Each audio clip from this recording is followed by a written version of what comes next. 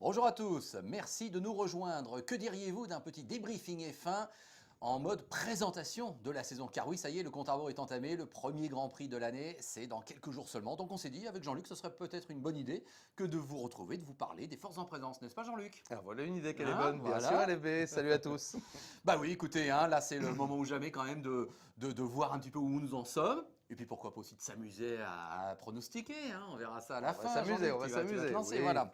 Bon, alors il y a eu 8 jours d'essai hein, durant Ouais. l'hiver, en 2 sessions de 4 jours à chaque fois, à Barcelone.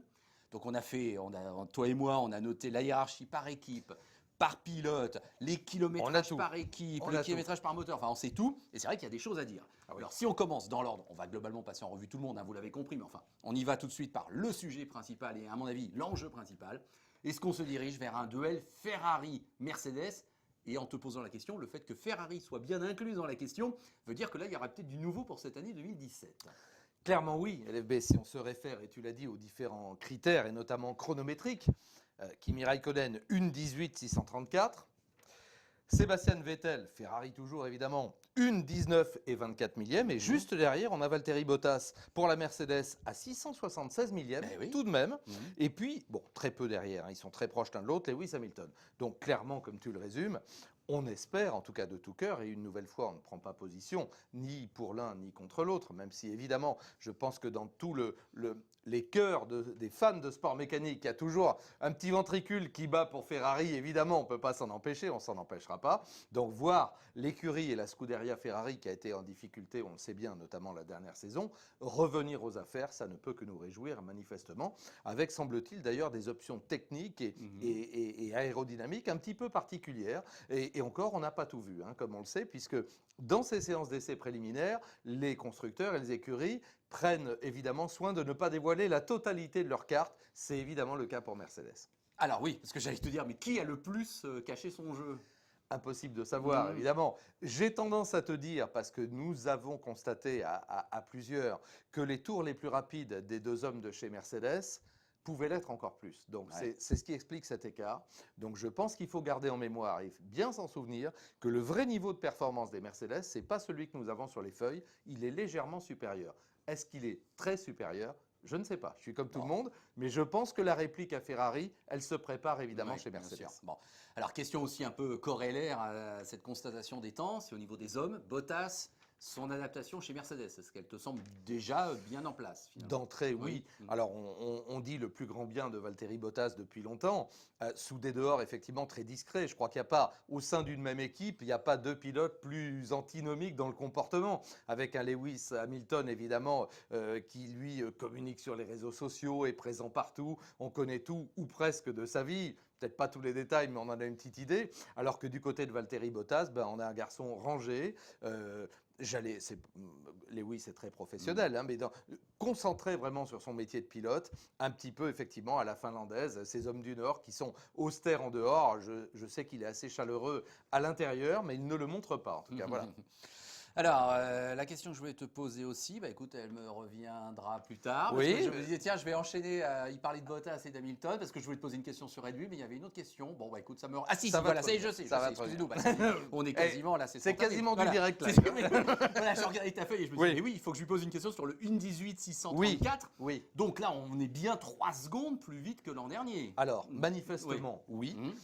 Là, c'est pareil, alors majoritairement, évidemment, on ne va pas revenir, on vous l'avait déjà évoqué, sur tous les changements techniques qui sont extrêmement importants. Il faut rappeler que la Formule 1, depuis ce changement épouvantable de moteur, et vous le savez, je taperai dessus jusqu'au bout, même si évidemment en très haut lieu, le président Todd a dit pas question de revenir au moteur V8 ou V10, la société ne l'accepterait pas. Oui. Ben, la société des fans de sport mécanique, elle l'accepterait très bien, ça on peut lui dire. Bon, en attendant, depuis qu'on a imposé donc ces moteurs soi-disant écolos, eh bien, il n'y a pas eu de changement aussi radical au plan aérodynamique, puisque vous l'avez constaté par vous-même, évidemment, il y a eu une très nette évolution. Au plan esthétique, on les sent plus agressifs, plus ramassés, plus larges, bien évidemment, dû aux pneumatiques, et on ne peut que s'en réjouir, parce que ça veut dire que ça induit naturellement un engagement physique de la part des pilotes qui est nettement plus important, comme tout le monde s'y attendait, et c'est le cas. Alors ça n'a pas empêché certains d'entre eux d'aligner 2 fois, voire 3 fois la distance d'un Grand Prix dans la journée.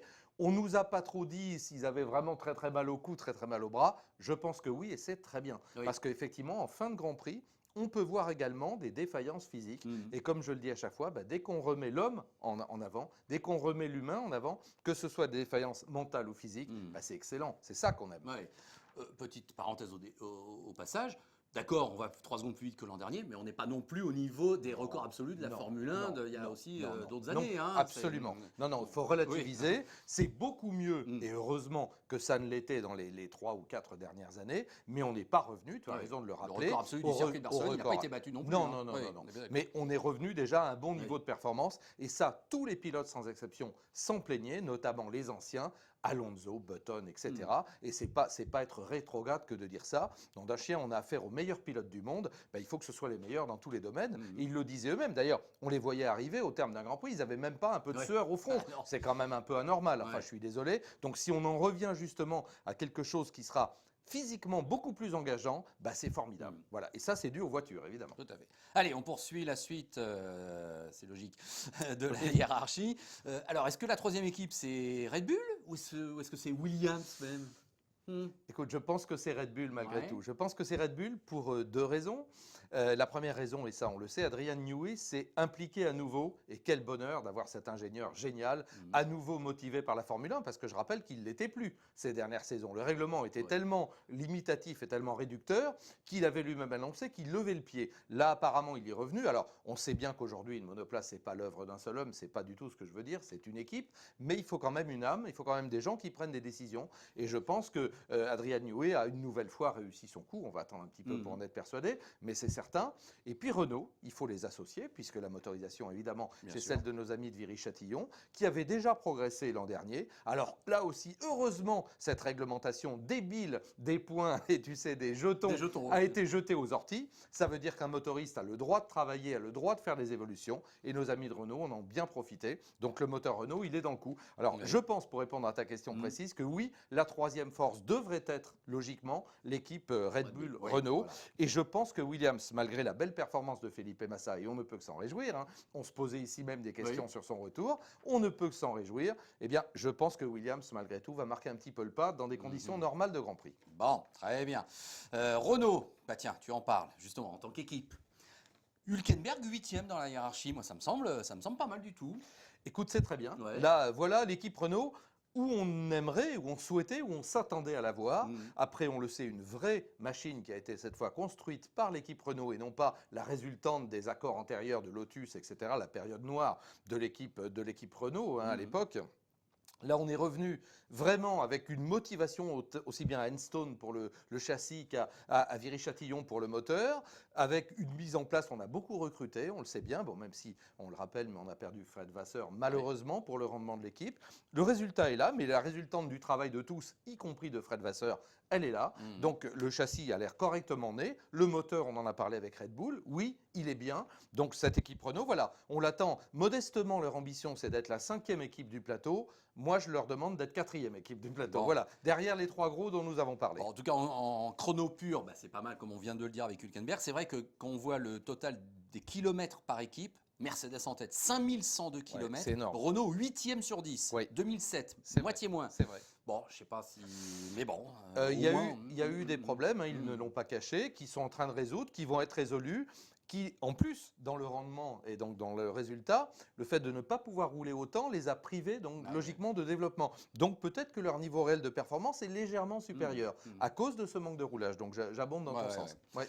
Alors après, j'aurais tendance à regrouper, Jean-Luc, 3 équipes qui seraient milieu de tableau, quoi.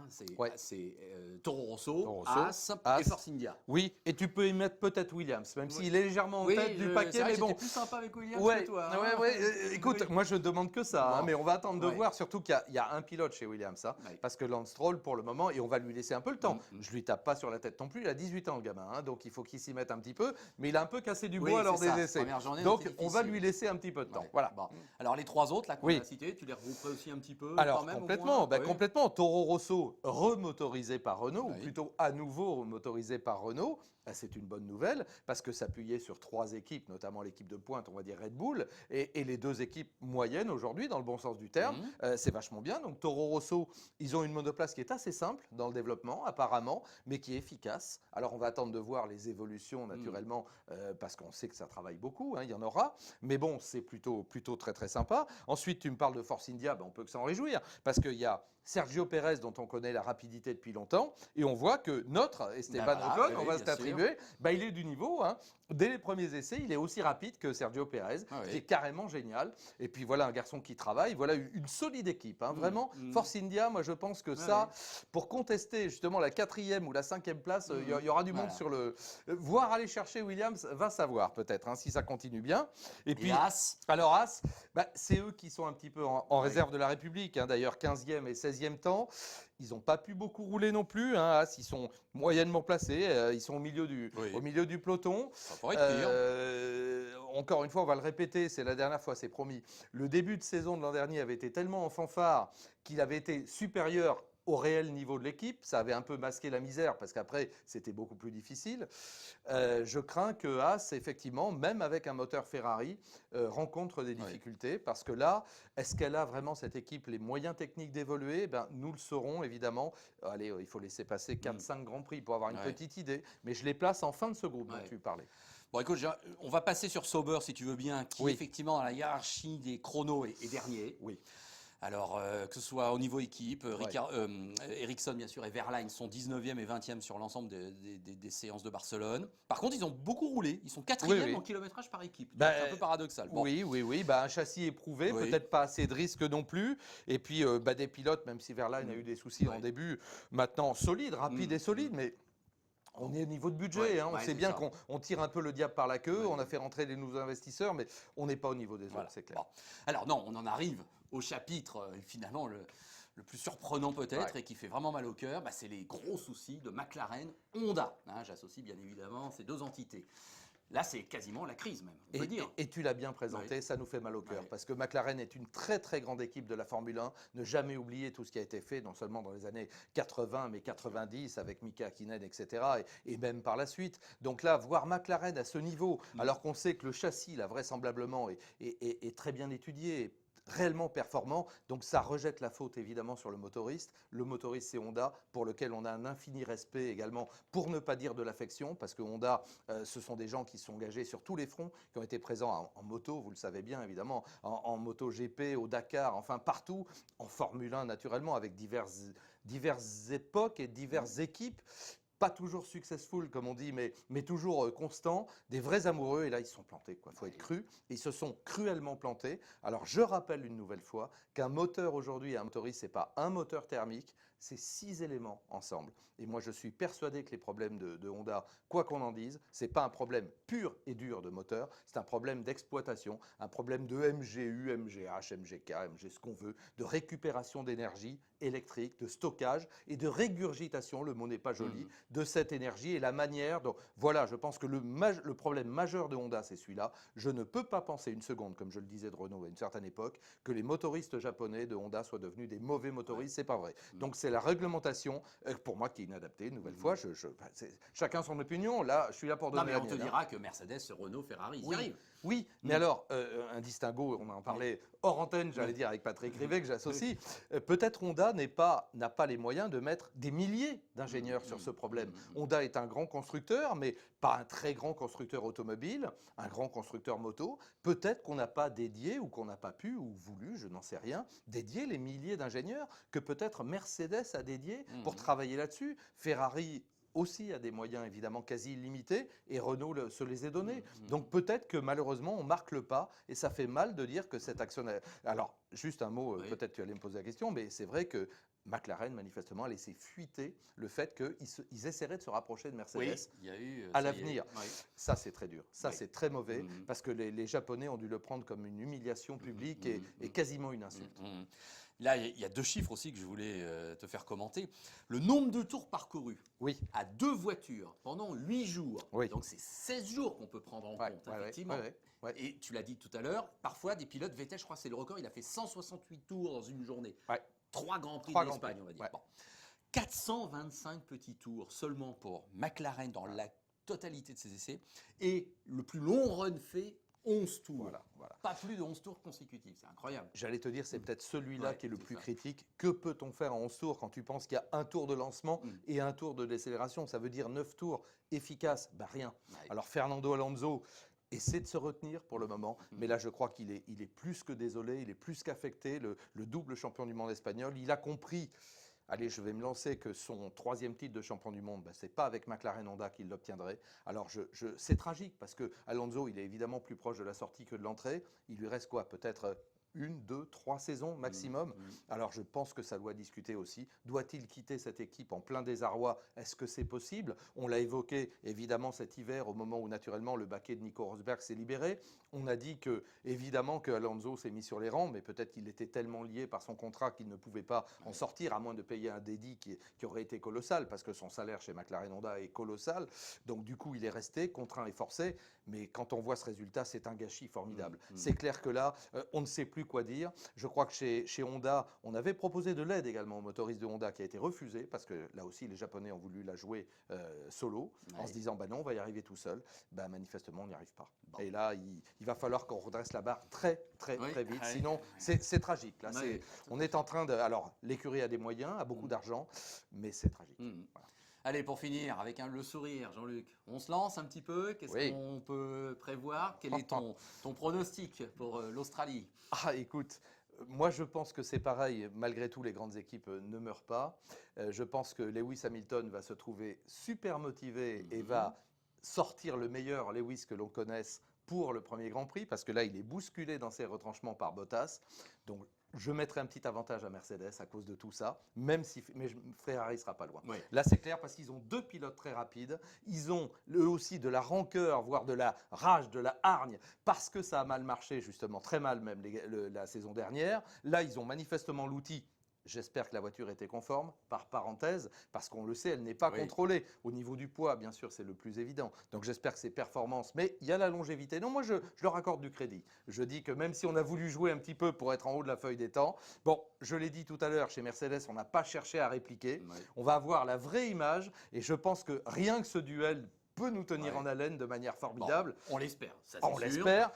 Et j'y crois. Au niveau sentimental, on aimerait bien que Vettel gagne aussi. Voilà, ça voudrait dire que Mercedes, ça y est, n'est plus forcément. Écoute, moi, je souhaite un duel au plus haut niveau et même trois moi, je te dis Ricciardo à domicile, en Australie, quoi.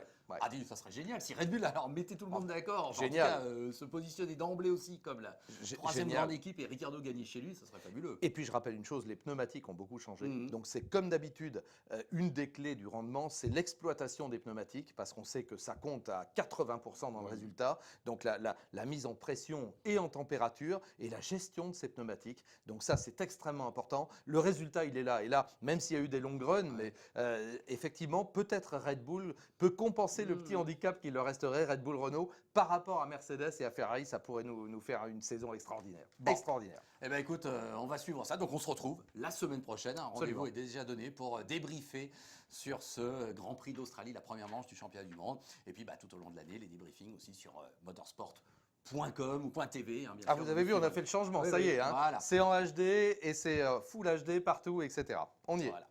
Merci de votre soutien, merci de votre fidélité, merci de votre passion. Merci Jean-Luc et à bientôt. Salut.